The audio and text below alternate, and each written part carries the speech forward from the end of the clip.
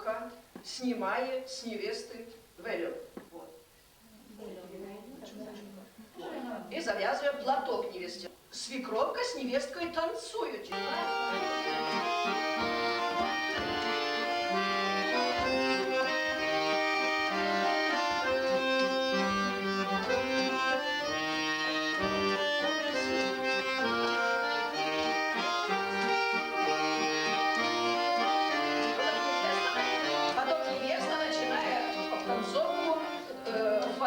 С незамужними девчатами.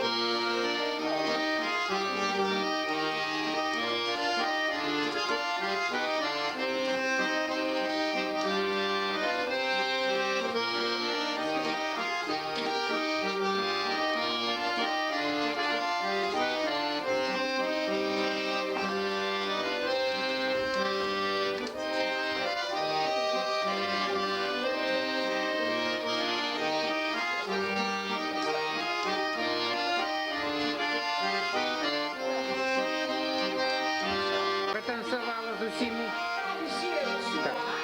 А невеста потом выходит, вот так вот, наотмашь кидает один вот назад.